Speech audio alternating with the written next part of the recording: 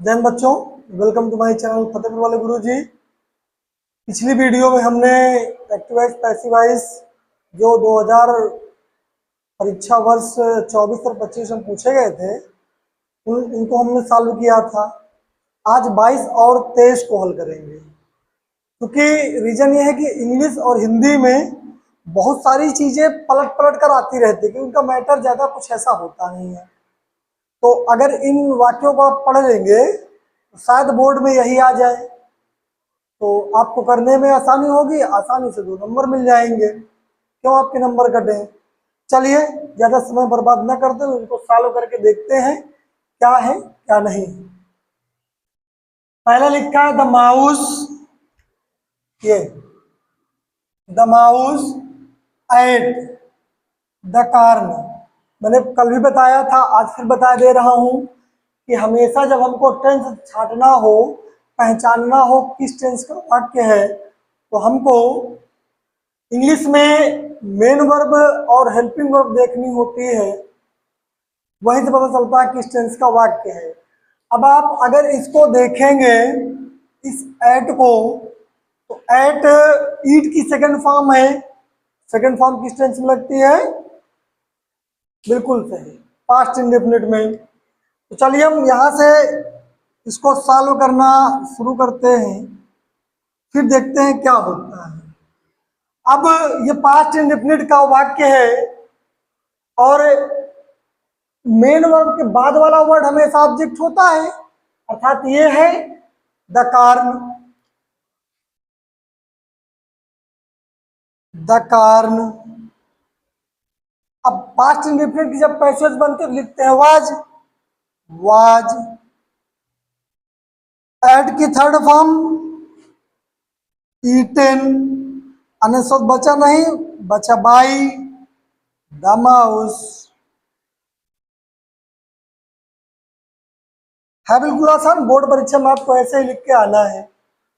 और दूसरी बात ये कि अगर आपको ये लग रहा कि सर जी डायरेक्ट बता रहे हैं, तो ऐसा कुछ नहीं है। मैंने पिछली वीडियो में पैसिवाइज को अच्छे से पढ़ाया है, आप उसको पूरा देख लीजिए ताकि आपको कोई समस्या ना हो। जब आप उनको पढ़ लेंगे तो ये तो ऑटोमेटिक आपको आ जाएगा। चलिए दूसरे सेंटेंस की ओर बढ़ते हैं। इसका जो दूसरा सेंटेंस है वो कह रहा है कि I bought a dictionary yesterday. इसमें 2 शब्द मिले आपको। तो यस्टरडे हमेशा last year, last day, past indefinite में ही हमेशा प्रयोग किया जाता है। और दूसरी बात, ये मेन वर्ब की सेकंड फॉर्म लिखी हुई है, तो इसका मतलब ये भी पास्ट इंडेफिनिट में है। जब आपकी ये वर्ब है तो इसका मतलब इसके बाद वाला शब्द ही तो ऑब्जेक्ट कहलाएगा। पीछे वाले को मत समझना कि ऑब्जेक्ट है, यही तो आपका ऑब्जेक्ट होगा जो मेन वर्ब के तुरंत बाद लिखा है। तो क्या हो जाएगा? ए डिक्शनरी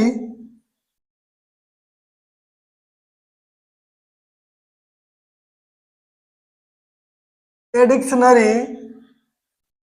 अब पास्ट इंडेफिनिट का है तो वाज लग जाएगा। बाट की थर्ड फॉर्म बाट ही होती है। अब बचा क्या? यस्टरडे। अन्य शब्द आपका, फिर बाई लिखते हैं और आई का ऑब्जेक्ट होता है मी। ये भी आपका हो गया। कितना आसान है।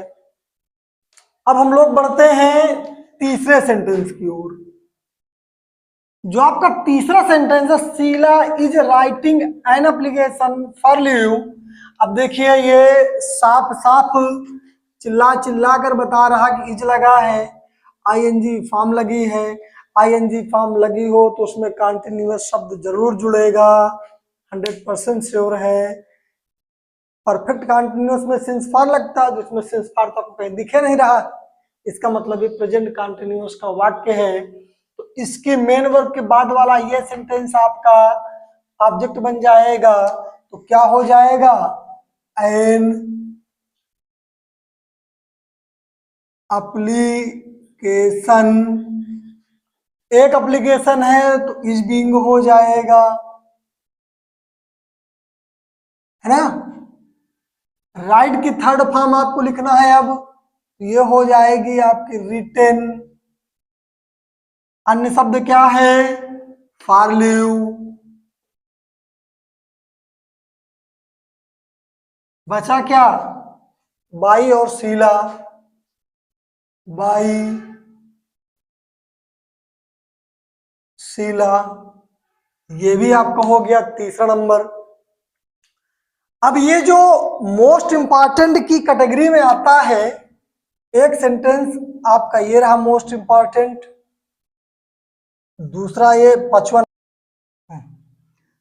छठवां नंबर भी आपका सही है, उतना ज्यादा खास नहीं लेकिन फिर भी सही है।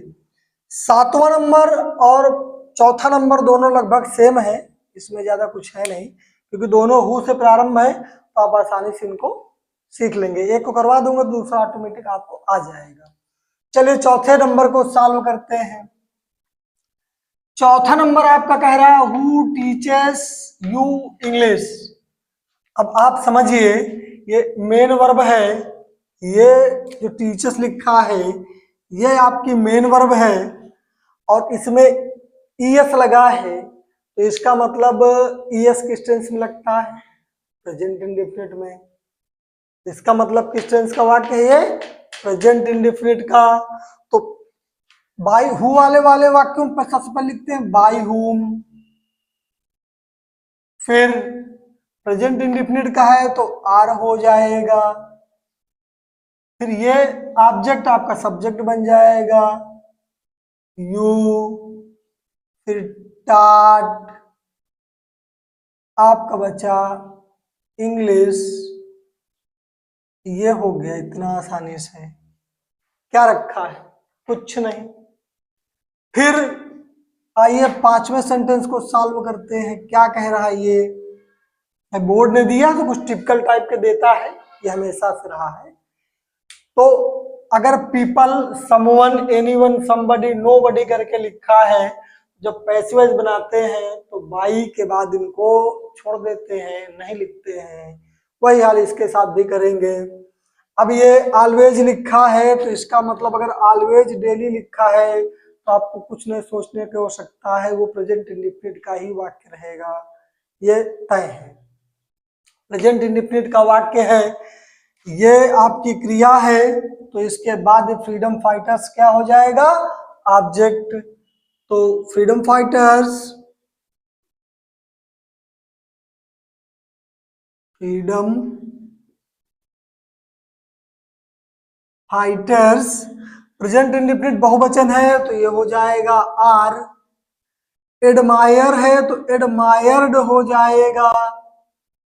ओके, इसमें एक चीज मैं भूल गया हूं, ऑलवेज, आर ऑलवेज। बचा क्या आपका, एडमायर्ड। अच्छा एक बात और समझिए, जब बायू लिखते नहीं है तो कुछ बचा नहीं, सीधा बायू छोड़ दें, बाई पीपल लिखते नहीं है, इसको छोड़ देंगे, ये भी आसानी से हो जाएगा। आइए छठवें नंबर की ओर चलते हैं।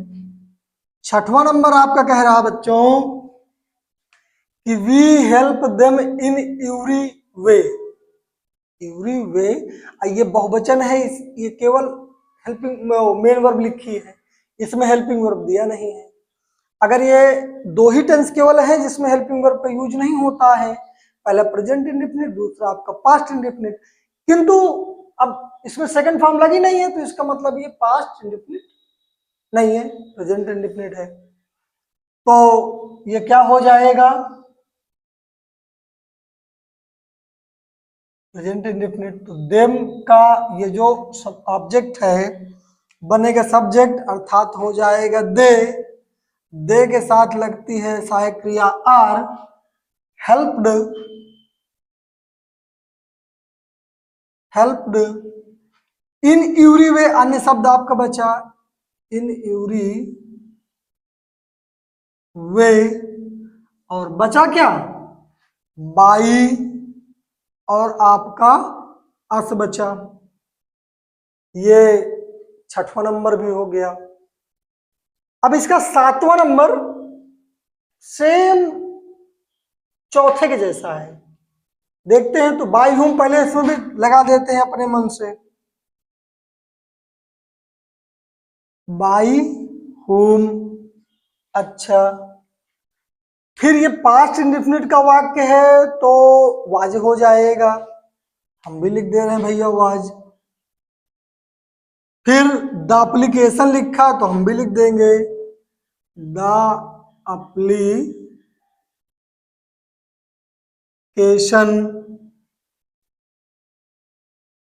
लास्ट में बचा आपका रिटेन, WRITTEN, ये भी सॉल्व हो गया है ना। अब इसके बाद आप इसको लिख लीजिए। तो इसके बाद हम लोग जो है 2022 हो गया, 23 को फिर से सॉल्व करेंगे। अब हम 2023 को सॉल्व करेंगे। इसको 23 को बंदूक वाली स्टाइल में। 23 में जो पैसिव वॉइस आए थे थोड़ा सा आसान आए थे, केवल आपके 5वें सेंटेंस को छोड़ के, वो भी हाई स्कूल में अगर आप इसी रूल से कर देंगे तो भी कोई दिक्कत नहीं है, बाकी इंटर में थोड़ा सा अलग चलता है। तो दोनों बताऊंगा आपको। तो पहला जो वाक्य है आपका, 3 men are loading the cart. चिल्ला चिल्ला के बच्चा कह रहा है कि हाँ मुझको ढूंढ ले रहे। ये आर लिखा है, ING फॉर्म लिखी है, मतलब सीधी सी बात कंटिन्यूअस। तो पहला सेंटेंस आपका सॉल्व कर रहे हैं, द कार्ट। अब एक कार्ड की बात हो रही, कार्ड्स नहीं लिखा, कार्ट लिखा है, तो इज बीइंग हो जाएगा बच्चा, इज बीइंग। अच्छा, लोडिंग की थर्ड फॉर्म लोडेड, जात LOADE, लोडेड। फिर बचा क्या, बाई। कितने व्यक्ति बच्चा लोड कर रहे थे, 3। कितने, 3 men। पहला सेंटेंस आपका सॉल्व हो गया। अच्छा, दूसरा क्या कह रहा है, दूसरा भी यही है, कहो तो करवाऊं। आप इसको खुद से ट्राई कर लो एक बार, क्योंकि सेम सेंटेंस मैं क्या बताऊंगा उसमें। ये इसका ऑब्जेक्ट है, a letter is being written by me. करके ट्राई करो, फिर देखो मजा आएगा। मैं अब सॉल्व कर रहा हूं तीसरे सेंटेंस को। तीसरे सेंटेंस में कह रहा, he did not help me. Oh no, दोस्त गद्दारी कर रहा संदीप बाबू है। तो ये डिड नॉट साफ साफ बता रहा है कि मैं पास्ट इंडेफिनिट का हूं, मुझको इसे सॉल्व कर दो भैया, बाकी मैं किसी के साथ नहीं जाऊंगा। तो क्या हो जाएगा, ये हेल्प के बाद लिखा है मी। मी का सब्जेक्ट क्या होता है, आई। अब इसमें लगता है past indefinite helping verb group में वाज। निगेटिव है, नॉट धोंक दो। हेल्प की, हेल्प्ड। बचा क्या, बाई। ही का ऑब्जेक्ट बच्चा होता है हिम, ये बात तो जानते हुई हो है। अच्छा, चौथे सेंटेंस को सॉल्व करते हैं। चौथा मतलब समझ रहे, चौथी जो बराते के बाद होती है ना, सबकी होती है यार, लड़की हो चला लगा बियाह के बाद चौथी तो होबे करी ना हो। तो कह रहा है चौथा सेंटेंस आपका, the king sacked the lion. अब देखो ये सेकंड फॉर्म मिल गई, पास्ट इंडेफिनिट है इसका मतलब, तो क्या हो जाएगा, द लायन वाज। साठ की थर्ड फॉर्म साठ ही रखो, बाई। बचा का,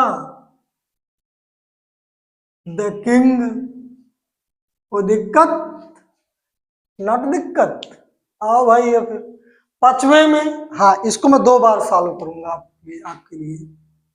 पहला जो लिखा है ये आई वाई को हटा के IS लगाएगा, मतलब प्रेजेंट इंडेफिनिट है, इस बात में तो कोई डाउट नहीं होना चाहिए। अब ये इसका ऑब्जेक्ट है, उठ के आगे आएगा तो आई हो जाएगा। प्रेजेंट इंडेफिनिट का है तो आई के साथ एम लग जाएगा। Worried, WRRIED, by it.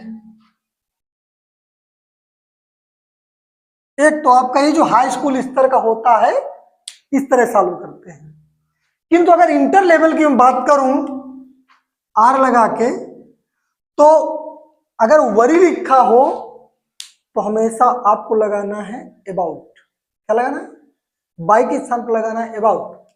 तो I am worried about it. By के स्थान पर क्या लगाना है? अबाउट।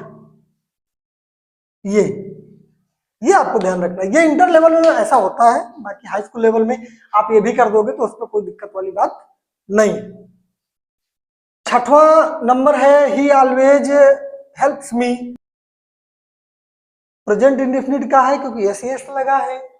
अब यस यस लगा है तो इसका मतलब फिर समझ रहे हैं, फिर प्रेजेंट कंटिन्यूअस में करना है। तो ये हो जाएगा मी, ये लिखा है, मी को ले जाएंगे सब्जेक्ट के रूप में तो हो जाएगा आपका आई, आई के साथ फिर आपका एम लग जाएगा।